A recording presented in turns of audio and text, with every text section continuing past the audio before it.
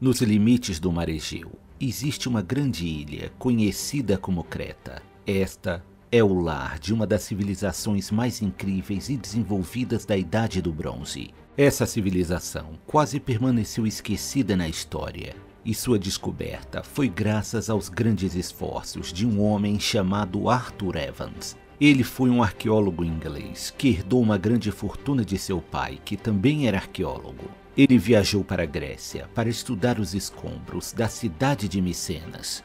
Em seus estudos, ele encontrou evidências de uma civilização até então desconhecida. Isso o levou a diversos lugares da Grécia em busca de respostas. Por fim, Arthur chegou à ilha de Creta, onde, guiado por histórias da população local, encontrou o lugar onde ficava o lendário Palácio de Knossos. O palácio que pertenceu ao rei Minos, da lenda do Minotauro. As escavações do local renderam descobertas incríveis, que iriam fazer Arthur dedicar toda a sua vida às suas pesquisas.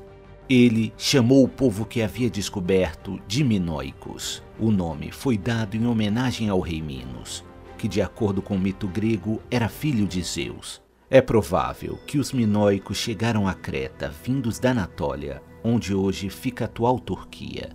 Tal migração ocorreu ainda no período paleolítico, mais de 120 mil anos antes de Cristo. No entanto, a cultura minoica só passou a se desenvolver com o domínio da agricultura, o que ocorreu por volta do ano 5000 a.C. Com o avanço da Idade do Bronze, os minoicos passaram a desenvolver uma cultura baseada no comércio marítimo, fazendo uso de seus barcos incrivelmente avançados para a época. As embarcações minoicas eram elegantes e resistentes, ideais para transportar alimentos e mercadorias.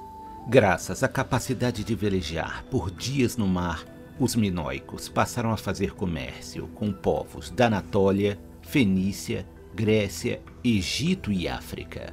Logo, sua cultura passou a florescer em diversos aspectos. E como a ilha de Creta oferecia uma proteção natural, ela não foi vítima de invasões de outros povos durante séculos. Por volta do ano 2000 a.C., a maior fonte de renda dos minoicos era a agricultura. Produziam azeite de oliva, vinhos e peças de cerâmica com belas pinturas. A arte minoica destacava toda a sofisticação daquele povo.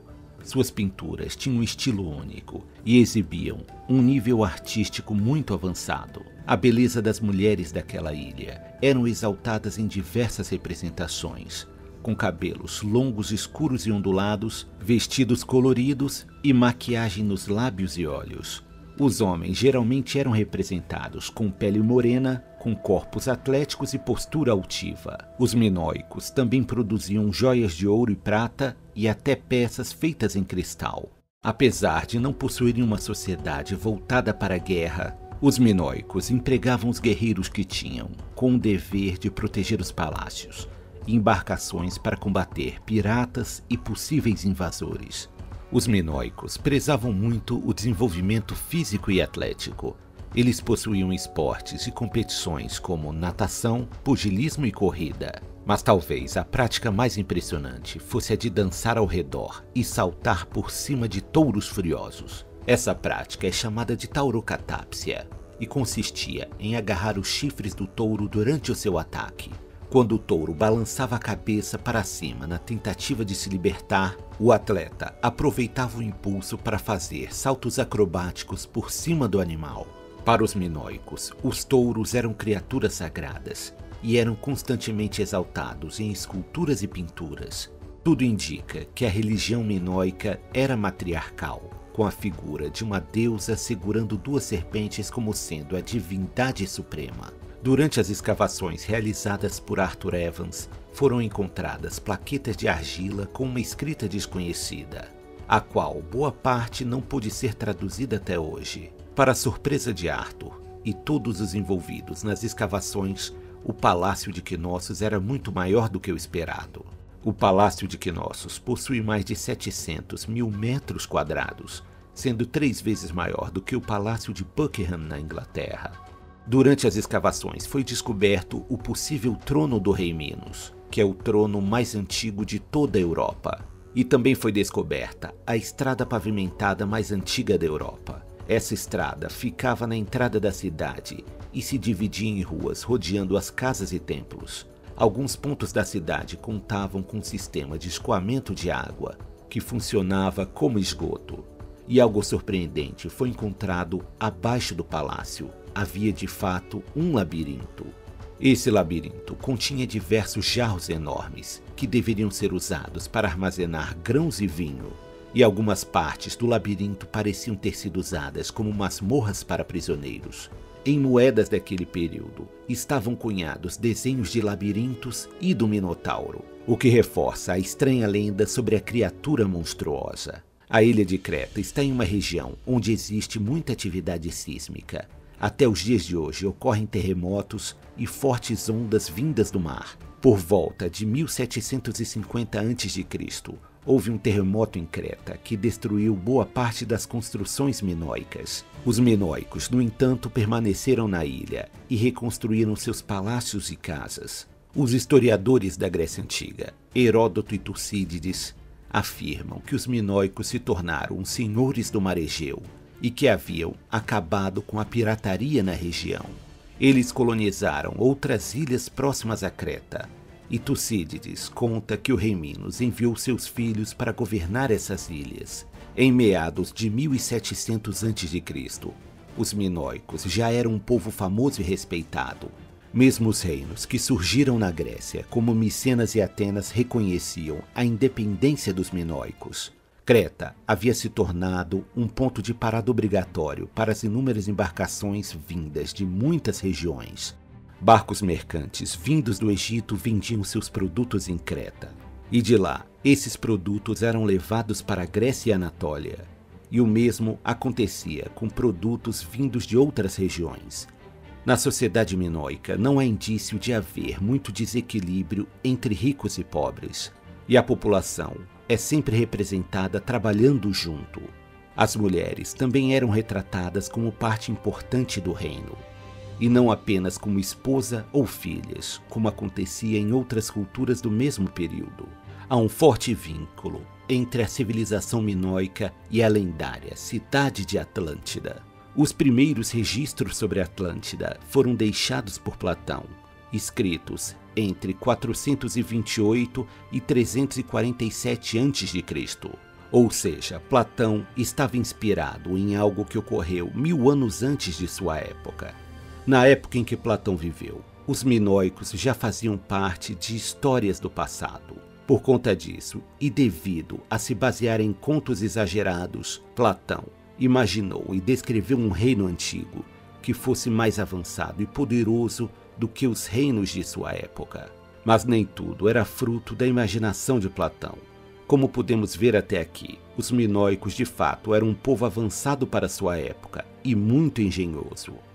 Existiram muitas teorias de onde Atlântida estaria, mas muito provavelmente se trata da cidade minoica que ficava na ilha de Santorini. A ilha de Santorini era uma das ilhas mais importantes para o comércio minoico, e nessa ilha existia um enorme vulcão. Quando o vulcão explodiu e entrou em erupção, destruiu quase que completamente a ilha e suas construções. Grande parte da ilha afundou no mar, arrastando tudo com ela. Isso afetou muito o comércio dos minoicos com os reinos do norte. Como se isso já não fosse o bastante, pouco tempo depois, ocorreu um cataclismo enorme, no qual um forte terremoto, seguido de um tsunami com ondas de mais de 20 metros de altura, afetou toda a Grécia e principalmente a ilha de Creta. A devastação foi muito maior do que a causada por uma bomba atômica. E novamente as casas e palácios foram destruídos. Com tamanha atividade sísmica, o vulcão da ilha de Santorini entrou em erupção novamente. E apesar da distância, as suas cinzas invadiram a ilha de Creta, bloqueando a luz do sol e gerando uma névoa tóxica que matava as plantas e animais. Um período de fome e escassez trouxe revoltas e violência por toda a ilha de Creta, com a situação chegando a um ponto de desespero e há indícios de que os minoicos tiveram que recorrer ao canibalismo. Infelizmente para os minoicos, nem mesmo eles podiam lutar contra as forças da natureza. E uma das sociedades mais avançadas de seu tempo estava decaindo para a selvageria. Um desastre de tamanhas proporções serviu de inspiração para Platão criar sua história sobre Atlântida. Provavelmente nunca existiu a cidade de Atlântida, o que torna ela de fato um mito. O resiliente povo minoico era corajoso e ainda tentaram reconstruir suas cidades. Mas neste ponto a economia já vinha se fragilizando e o reino minoico estava perdendo suas riquezas ao passo que outros reinos cresciam. O reino grego dos micênicos já vinha conquistando quase toda a Grécia e já avançavam em direção às ilhas do Mar Egeu.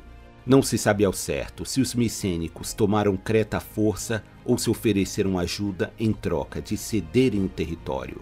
O fato é que os minoicos e os micênicos fundiram suas culturas e 2 séculos depois estavam começando a recuperar a ilha de Creta. De acordo com Homero, em seu poema épico sobre a Guerra de Troia, os navios micênicos, comandados pelo rei Agamenon, zarparam em direção a Troia partindo da ilha de Creta. Em 1200 a.C., o domínio micênico sobre Creta entrou em declínio, boa parte devido aos ataques de piratas que vinham devastando tudo em seu caminho. Até mesmo o poderoso Egito sofreu grandes perdas contra os piratas do Mar Egeu, também conhecidos como o Povo do Mar. Os últimos habitantes de Creta abandonaram as grandes cidades e se refugiaram por mais de um século nas montanhas da ilha. Isso permitiu que outros povos vindos da Grécia ocupassem as antigas cidades minoicas, que já não tinham mais condições de resistir contra invasores. E assim, uma das mais esplêndidas culturas do mundo antigo havia chegado ao fim. A civilização minoica é considerada a primeira grande civilização europeia, e sua influência foi enorme para os povos gregos que vieram depois. Também, graças a eles, o comércio e o contato entre muitas civilizações se tornou possível na Idade do Bronze.